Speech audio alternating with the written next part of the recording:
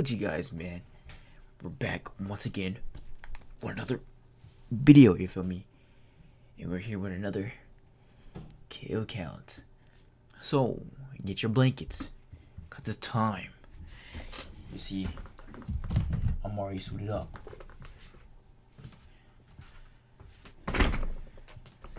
Yes, it's time. Come on, don't just watch me. Get your blanket too. Today we're watching a video called Long Legs. Have I heard of this? No. They said this junk came out in 2024. And then the snacks I got some Takis, and I got some squashies by Smarties. Have I ever seen these before? No. Now something I always wanted to try. You know what I always wanted to try? Fiji water. I have never had Fiji water. I'm like, bro, that water look good, okay? The bottle look nice. See, is the water good though?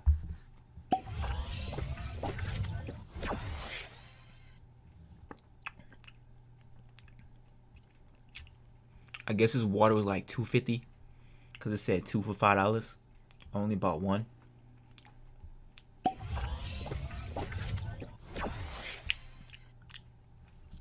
This some regular water, bro. This some regular water.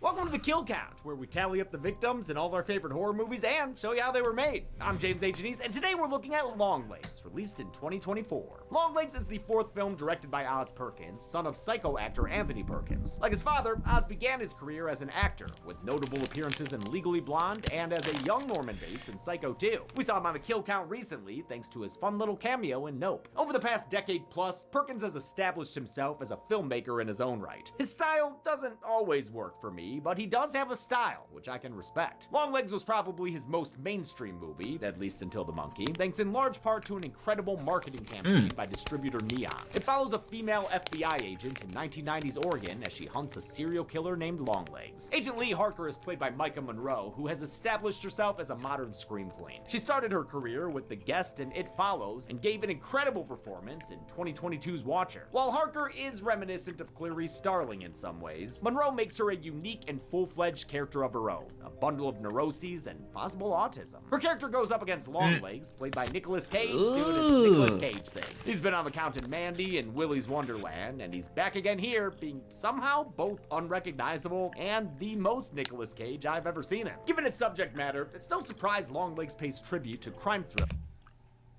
What I remember Nicolas Cage from is Ghost Rider. And if you know, you know. This character here looks freaking disgusting. Like Seven and Silence of the Lambs, but don't expect an intricate detective plot. While there is plenty of clue gathering and code cracking, this movie's much more of a mood piece. That mood is foreboding, thanks to the long camera shots, the creepy score, and all the crime scene photos and 911 calls. It does a great job getting under your skin. This thing is a nightmare, but also, like, kind of a cozy one. It's like a nightmare you could curl up on the carpet with. It's like a long dream.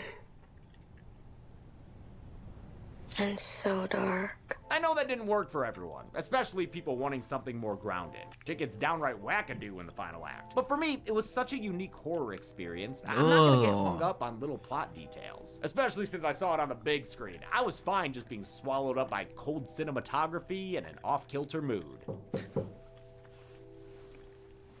A birthday card? But my birthday was months ago. Huh. Oh, it's written in some kind of code. Oh. No, wait, it's just written upside down. James, you're getting old. Rude. Are you taking care of your deteriorating body? What? So now just because I have to worry about sleep and what kind of food I eat and the aches I get when I wake up every morning, now my body's falling apart? I mean, yeah, I guess it kind of is. Regardless, I am making sure to take care of myself by seeing all the necessary doctors with the help of today's sponsor. The movie begins with a 3-frame T-Rex to be exact, with the lyrics to Bang a God. The movie begins with a dinosaur, T-Rex to be exact, with the lyrics to Bang a Gong, Get It On. A rounded 4x3 frame fades from crimson into the exact kind of creepy shot Oz Perkins is so good at. At a snowy white farmhouse, a little girl admires the scenery. Tree, tree, tree. Man, like an RKO out of nowhere. There she is, the almost birthday girl. Okay, we're in full-on Weirdsville already. Apologizing for his long legs, Goldilocks bends down to show the little girl his title card. The opening credits play under Jewel by T-Rex as the aspect ratio switches to 16:9. The movie's kinda needlessly divided into parts, with the first one called His Letters, whomever he may be. Rookie FBI agent Lee Harker is assigned a partner named Fisk, a man full of cheekbones and jaw. She's quiet and more than a little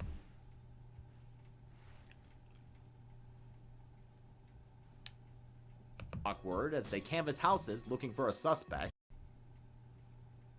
But she speaks up when her spidey senses tingle at a house that ain't even on their list. Handsome Squidward humors her and checks it out. Hi there. Hi, I was wondering if you take a look at that for me. Oh no, that— Dang! Dang. Agent Fisk. Is that Fisk from Spider-Man's son? Is that Fisk's son? Dang! Oh my gosh! Squidward humors her and checks it out. Hi there. Hi, I was wondering if you take a look at that for me. Oh no, that handsome face! Ruined by a front door gunshot. Wonder how many paper boys this place has gone through. Pushing through her shock and with her partner's blood still on her face, Harker manages to apprehend the suspect. The incident lands her in the FBI's X-Files basement, where she's put through a word association exercise. It's designed to test her for latent psychic abilities, and while she's not quite Danny Torrance, she is able to correctly guess a randomly generated number half the time. Half psychic is better than not psychic at all, I'd say. So basically, Harker has supernatural hunches. I love that little wrinkle of magical realism. It's very Stephen King, and it sets Longlegs apart from its more grounded inspirations. She meets with two senior agents, Carter and Browning, who assign her to a cold case they've been struggling with. Over the past few decades, a string of fathers have violently killed their entire families and then themselves. Each family had a daughter who was born on the 14th of a month, and each crime scene had a coded letter left behind, written and signed by someone named Longlegs. 10 houses, 10 families, over the past 30 years. With no leads, Carter has Harker turn that beautiful mind towards the case. She pores over newspapers, death certificates, and terrifying 911 calls. When she's sleeping, it's the best time to do it. Plenty of dead people in this truly unsettling montage, but I won't count them since we never met them in person, outside of photographs. Staring at bodies all day causes Harker's mind to go down the drain. Yeah, been there, girl. So Carter takes her out to unwind over drinks. Harker theorizes that Longlegs might be working with accomplices, a la the Manson family, as Carter scarfs down— what is that, man? Like probably his fourth old fashioned? She drives his drunk ass home and shows off more of that personable personality. Get to come meet my wife and kid. Sir, do I have to? Yeah. She meets his wife Anna and their daughter Ruby, who shows Harker inside her room. I love this scene, with Harker so out of her element. What about that thing? Do you go in it? But at the same time, she shows more candor with Ruby than she does with any of the adults. Is it scary being a lady FBI agent? Yeah. Yeah, it is. Before she leaves, Ruby invites Harker to her upcoming birthday party. Oh, great. Now she's gonna have to think of a gift to get. Micah Monroe was a huge fan of crime thrillers and wanted to be a part of Longlegs as soon as she read the script. When I read the script, I was like, oh my god, I'm gonna be in like an FBI outfit on a crime scene. For her performance, she took inspiration from Rooney Oh Mara and my the Girl with the Dragon Tattoo, gosh. another female sleuth who's comfortable solving crime but awkward in social situations. Harker gets home to her gorgeous cabin in the woods. It's like she's living in a damn vacation home. She talks to her mom on the phone, but the conversation's so frosty, she's gonna have to soak her hand in warm water when she's done. Her solitude is breached by a knocking at her door. Who's there? Ooh, a shadow in the woods. A shadow in the woods. Ooh. No, seriously, come back and tell me. All of a sudden, there's a man inside her house. He's already gone when she gets inside, though. That little sneaker letter leaver. The letter is a gift of sorts, a part 2 nestled amongst all of her things. Over a bowl of the soggiest, saddest Cheerios, she tries to crack the code. Jesus will tell her how to do it. Have faith in the Lord. With some biblical help, she decodes the letter, discovering a little edgelord threat pertaining to her mother's milk. Harker's called away. Wait, go back. Discovering a little. Tell them how you got this, how it came into your head. I'll cut off her hanging milk. and bleed your mommy dear.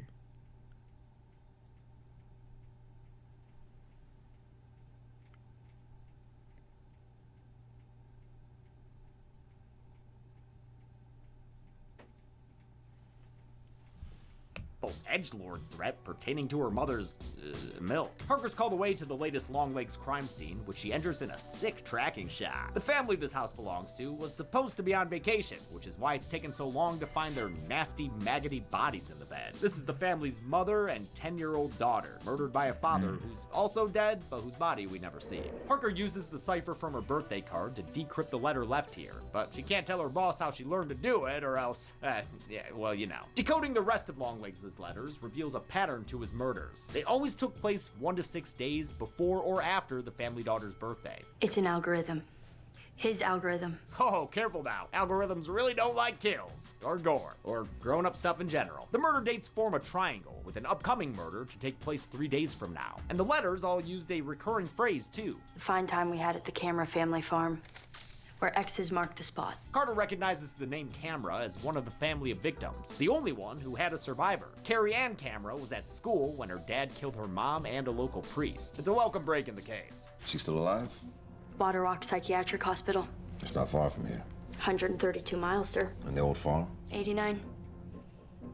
Let's start there. They head to the Camera family's now abandoned farm, where we get more wonderful moody shots. I really love the winter dreariness that permeates this whole film, courtesy of first-time director of photography, Andre Sorochi. Wow. While the film's plot is a spin on Silence of the Lambs, Orochi didn't mimic that movie's visual style. Instead, he and Perkins took inspiration from Gus Van Sant films, like Drugstore Cowboy, My Own Private Idaho, and Elephant, which inspired those long Steadicam shots, but not the Psycho remake, sadly. Orochi also staged shots with more headroom than normal, an uncomfortable framing that conveys unseen forces keeping the characters down. Parker and Carter follow X's to the barn, where in an upper loft, they uncover a realistic replica doll of Carrie Ann. Damn, looks like Megan really took her sequel's box office failure hard. What the? God damn it! Yo. Inside the doll's head, they find a hollow metal ball. The coroner says it has nothing inside, yet it somehow emits a high-pitched noise. Really tuned to the bad vibes frequency, too. The other night, I could have sworn it was whispering my ex-wife's name over and over again. The sound ushers in a vision of Longlegs building the doll in his basement. What's your name, Ugh. little angel? He says her name doesn't matter much, because she is the dark. Then he shrouds her. Oh, you see all that too, Harker? It was weird, right? We're nearly halfway through the film, so it's a good time to finally meet our daddy Longlegs in the pale, pale flesh. Big Double L is shopping at a hardware store and advertising Neon's other horror film from the same year. Cuckoo, cuckoo, cuckoo. If I'm at work and I see this, I'm no longer working there, bro. It's either I'm no longer working there, or I'm feeling threatened, and this man getting shot. In GTA, of course. Cuckoo. I don't know what that was supposed to be. Yeah, it was confusing, but hey, Dan Stevens was having fun. This teenage clerk is played by Bea Perkins, Oz's daughter. In fact, she's calling for him right now. Daddy! The interaction humiliates Longlegs, but he turns his road rage into a banger.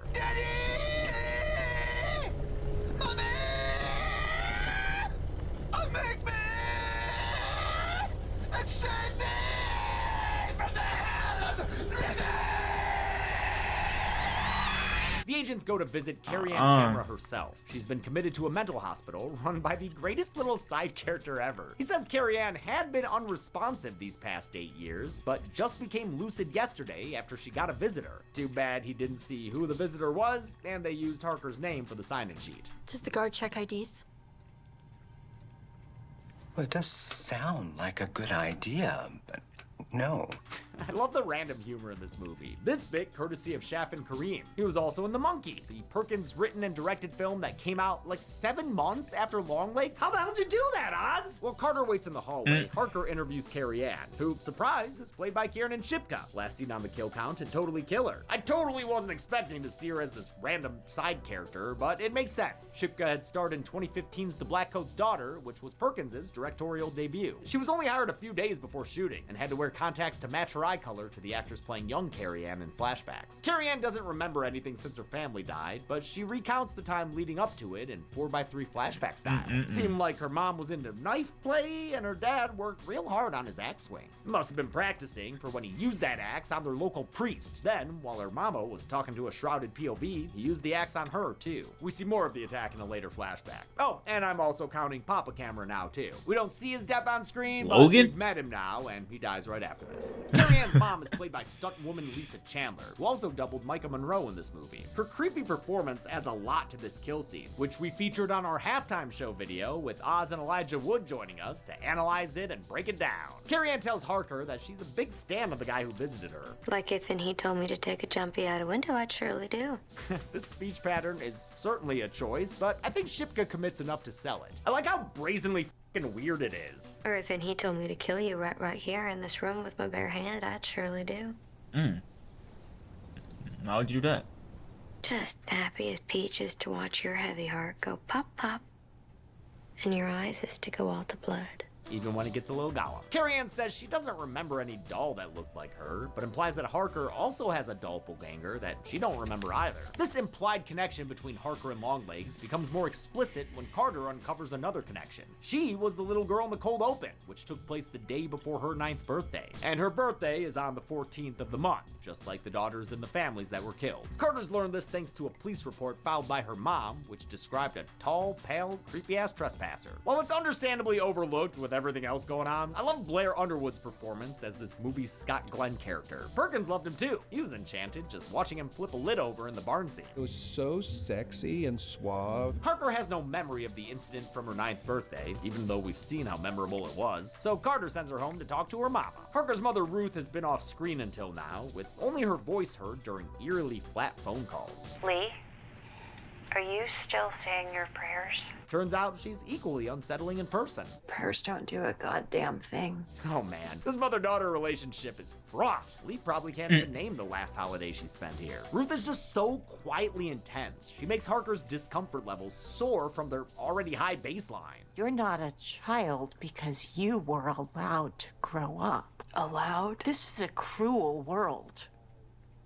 Especially for the little things. Ruth's excellent performance comes courtesy of Alicia Witt, who was final girl Natalie in Urban Legend. There's only 17 years between the actresses playing mother and daughter, but Witt is aged up thanks to hairstyling and makeup. She looks like the life's been drained out of her, matching her home that's become a suffocating tomb. This place is Marie Kondo's worst nightmare. The piles of bags and boxes behind them, the kitchen that would give Gordon Ramsay a heart attack, those stairs, oh my god, the fire hazard of those stairs. Witt doesn't like watching her own work Does she and leave? still hasn't seen Longlegs, but said playing Ruth was cathartic. Her own parents barred her from their home for over a decade, refusing her help when it fell into disrepair. That eventually led to their deaths in December 2021 when they died from suspected cold exposure. Witt described her experience on Longlegs as spiritual, helping her come to terms with her mother's mental illness. Ruth says she doesn't remember the trespasser she filed a police report about, but if Harker wants, she can poke around her old stuff. It's all there, trust. Even her old baby teeth. Jesus Ugh. This relates to what Ruby told Harker about the childhood toys her dad keeps around.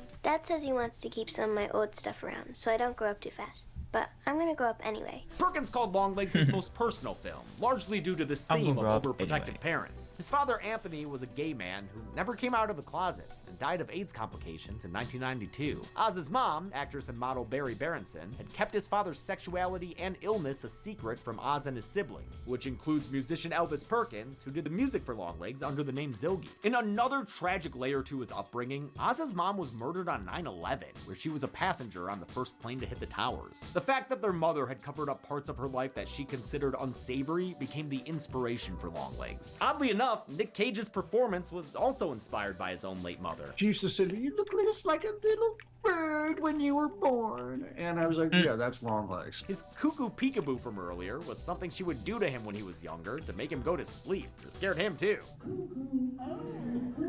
And I would be three going, why? I'm not sleeping. Reflecting on his mother's struggles with mental illness helped Cage view his character more sympathetically despite his unsavory actions. It's similar to the approach he took as Dracula in Renfield, where he based his character on his father. Gosh, I channeled my dad for Dracula, and I channeled my mom for Longlegs. What does that say about my childhood? I don't know, man, but I'm glad this movie could double as therapy for so many people involved. Harker searches a toy chest marked Lee's stuff and finds a bunch of Polaroids. Hope they've got a clue or something. Ah, they do, and it's scary. It ushers in another flashback where Ruth confronted the stranger danger, and Longlegs tried to put them at ease with a song. Let me in now, and it can be nice. To make these flashbacks feel 70s, they were shot on 35mm film, and Ruth's hair was styled based on, oh wait, kitties from that 70s show? Oh, yeah, I see it. I guess when he was done belting in her face, Harker snapped a photo of Longlegs, which is what she has now. She brings it to Carter, swearing up and down that this is the guy they're looking for. Not a whole lot to go off of, but with a face this distinctive, the cops are able to track down Mr. Legs, first name Longathan. Perkins wanted to keep this first full view of Longlegs as matter-of-fact as possible, in contrast to his darker, more horror movie moments earlier on. He viewed Longlegs as a person who doesn't actually enjoy murder, but is nonetheless compelled to do it. His unnerving appearance is because Nick Cage wanted a full transformation a la Lon Chaney. Perkins and the makeup team took inspiration from botched plastic surgery patients, particularly Jocelyn Wildenstein, dubbed the Cat Lady by news outlets. The character's also modeled after some musicians. His pale skin comes from Bob Dylan's look on his Rolling Thunder review tour, and his hair and aura from Mark Bolan, frontman of T-Rex. The English band's music is all over this movie because it evokes a very specific era. Bolan was a standard bearer for glam rock, the flamboyant early 70s subgenre that was huge in the UK. The associated artists have a very distinct and decadent look, probably best exemplified by Bowie's Ziggy Stardust era. This explains the kind of guy Longlegs is, and why he's always belting out tunes. That kind of specificity is exactly what I love to see in a horror villain, and it's what helped Longlegs win the prime rib for best villain at the latest horror awards. Longlegs is revealed to be a doll maker named Dale Ferdinand Cobble. It's a name I've already forgotten. He's Longlegs. He's taken into custody, but they don't have any actual evidence tying him to the crimes. Questioning him doesn't prove to be helpful either. Happy birthday to you. Happy birthday, Lee Harker. I'm glad they filmed that interview in the creepiest way possible. What, were they trying to traumatize Lee? And the freeze frame they leave on the TV when they pause it? That's almost as funny as this line from Agent Browning. I mean, he worships the devil, that's for sure. But in the United States of America, he's allowed to do that. Cage actually filmed this interrogation for a full 26 minutes, singing and improvising the entire time. Browning's other line references it. It goes on like that for a while. For how long? 24 minutes. For authenticity, DP Orochi shot it on a period-appropriate Panasonic VHS camera. Some test footage they shot was used as a quick cameo for Perkins as a preacher seen earlier on Ruth's TV. Since today is the day Longlegs was supposed to do one more murder to complete his triangle algorithm, Harker begs to interrogate him. She still thinks he has an accomplice, his own Amanda Young running around. Carter would rather leave well enough alone, but he lets Harker do her thing. She steals herself before stepping inside to have her first adult face-to-legs confrontation. There she is. There she is. The almost birthday girl. She tries to get him to give up his accomplice, but he's too busy Nick Caging it up. Knock, knock. The farmhouse door. A nice lady with a Bible and a congratulations, you have been selected. You may now collect your gift from the church. After pressing him further, he finally throws her a bone. Why don't you ask your mommy? With that and a final Hail Satan, Longlegs suddenly exits the interview with some heavy metal headbanging against the table. Oh man, that's gonna be a lot of paperwork. Shooting the scene was the first time Monroe had seen Cage in full Longlegs makeup. To film it, 2 cameras were put on the table to capture their reactions as Harker walked in. She was allegedly so spooked for real here, her lav mic picked up her accelerated heartbeat. It looked like you were pretty disturbed. I was. That fact was part of Neon's incredible marketing campaign, which included billboards that let you call Longlegs and a whole AR puzzle experience where you deciphered his letters. We head into part 3 with the birthday girls and another addition to the count. Carrie Ann Camera is dead. Carter tells Harker the news. She threw herself from the hospital roof, likely at Longlegs' request. Carter's pissed that Longlegs avoided justice, but now that he's dead, he assumes the whole ordeal is over. But So, who do y'all think is the freaking accomplice? He said, ask your mother. No, we only know about the detective right here, the mother, and then the other police officers. We haven't seen nobody.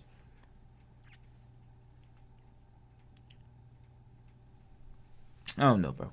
Parker can't get his final words out of her head. Hail Satan. Well, okay, then Oh, that's wild. words. The thing he said Praise about God. her mom. She and Agent Browning head back to her mother's farmhouse to take Ruth Harker in for questioning. But while Harker's looking for her inside the house, Ruth sneaks up and ends Browning's joyride with a shotgun blast. Harker comes around just in time to see the double tap and pose for the movie. Dang! Harker confronts her mother. Yo, detective. L awareness, bro. Agent Browning head back to her mother's You're an agent, huh? farmhouse to take Ruth Harker in for questioning. But while Harker's looking for her inside the house, Ruth sneaks up and ends. You mean to tell me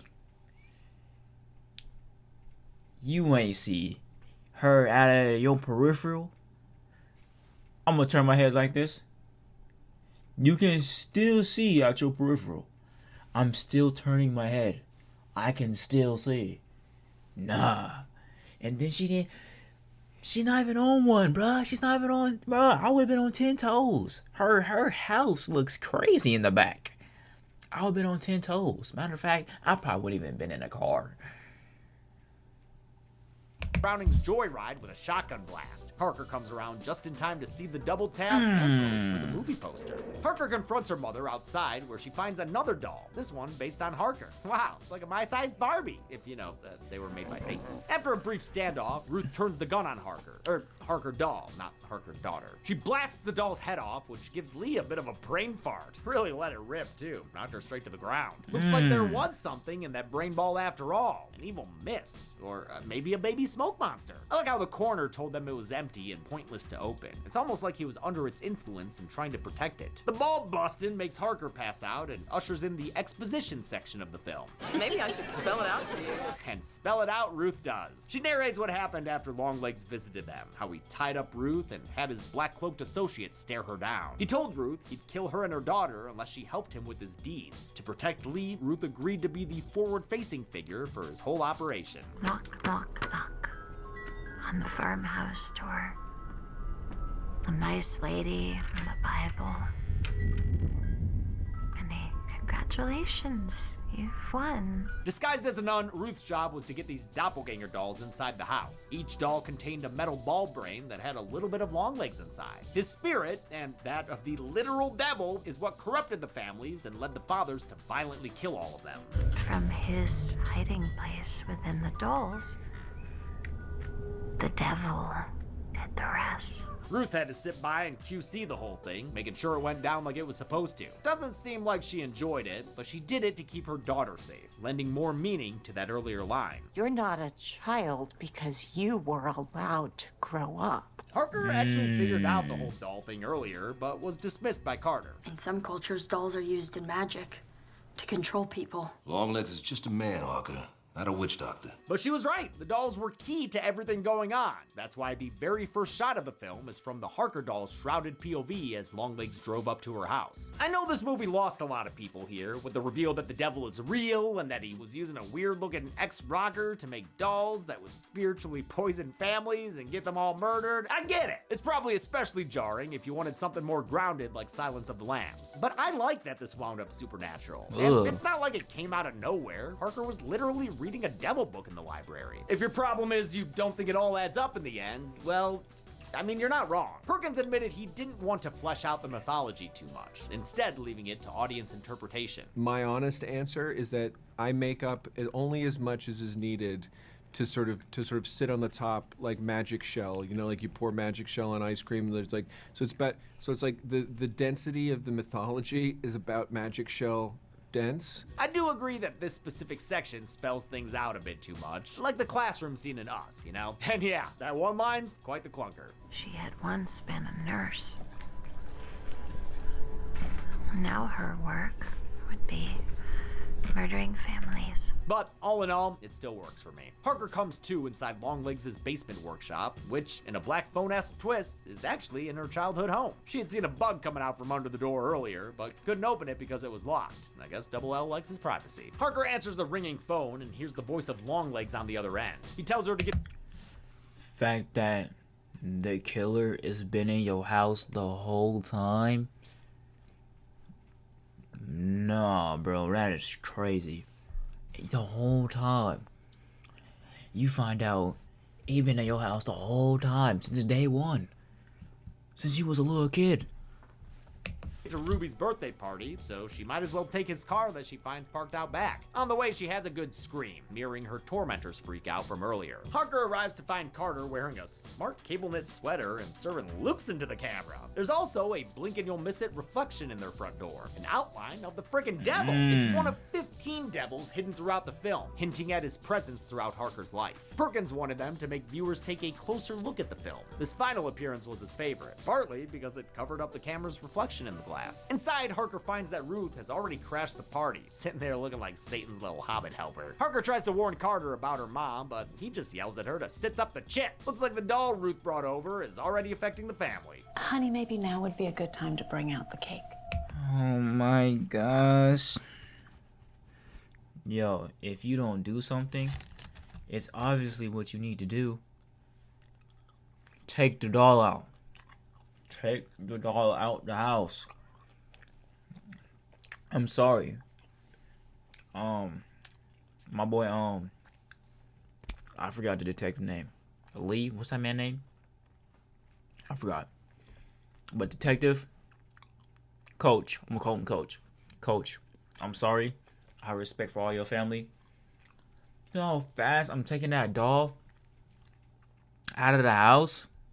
Like, what is we doing? What are we doing? Take initiative. Put your foot down. Just take the doll out. The cakes.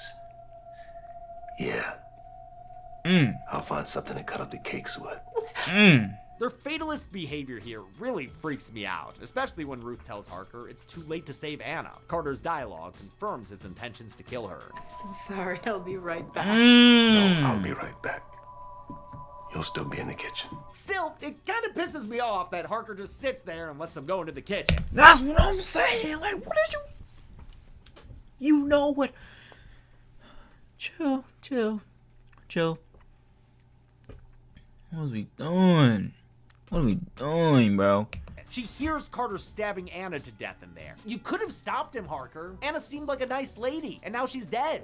When Carter returns, intending to kill his daughter, Harker guns him down. Didn't need no super... Oh, now you choose to do something. Oh, now you choose to do something. What is you... supernatural hunches to know what that guy was about to do. Thinking Ruby has to die to keep up her end of the bargain, Ruth tries to attack, only to get put down by her daughter with a headshot. Harker takes Ruby away from the carnage, and the movie ends with one last message from Longlegs. Hail Satan. Yo, praise God, bro. And of course, a little more T-Rex. Man, tripping. Let me count now the people who died, not once, not twice, but on the background that's always white. Alright, bro. Let's get to the numbers. Oh, nah. Man, tripping. You see that? Sure did. I counted 12 kills in Longlegs, 5 males and 7 females, which gives us a rare red majority pie chart. Though, I've got to say, they've been less rare lately. As for this exact count and breakdown, we've only seen it once before, and Never Hike Alone 2. With a runtime of 101 minutes, Longlegs had a kill on average every 8.42 minutes. I'll give the golden chainsaw for coolest kill to Longlegs, aka, oh, the busting his head on the table. This film's actually pretty light on graphic violence, at least by horror standards, which makes this villain death all the more shocking. His face really fell apart there. Dull machete for lamest kill will go to Anna, whose death was both off-screen and avoidable, Harker. Exactly. You could have saved her. That's what I'm saying. Longlegs was released in 2024 and became the highest-grossing independent film of the year, and of Perkins' career. Until next time, I'm James A. Janice. This has been The Kill Count. On the next Kill Count, are you ready for your... Man, some straight bull. Harker, you could have prevented Anna's death. Like, what is you doing? You just sitting there watching the whole time. You knew what was going to happen. You just sat there and watched.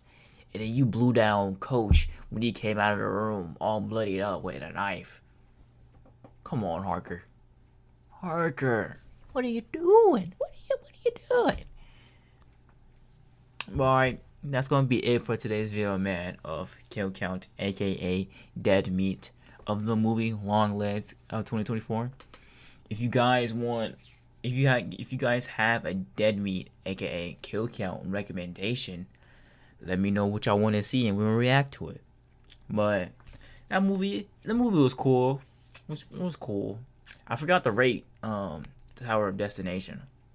Tower of Destination, I'll rate that. I rate that video. I'll rate that one 8.5. Cause people were getting bodied in that movie. That movie was freaking insane. And then Longlegs, I liked the story, but then that man kept saying "Hail Satan." I didn't like that. Like, chill off that, bro. Chill off that. Hail Satan is freaking insane. Praise God. Amen. So I'll rate this one. I'll give this a 7. I'll give Longlegs a 7. But I also want to get scared though. This junk wasn't really scary. This junk just had me. It just made you uneasy. Like probably just watching it. I know I'm probably been like stuck faced the whole time watching this. But that's the end of the video. So if you guys enjoyed the video, make sure you like and subscribe. You join the gold squad. And I'll see you guys in the next one, man. Remember to stay true and stay golden, man. Peace. First she acting friendly, now she acting like my lover. I said, I don't even know if I love her. Oh no, she thinking I want something from her. Her love put me in eternal slumber. Take one look at Shawty and now she want my number. I said, baby, you're the one I might cover. Oh no, Shawty turning cold, I can trust her.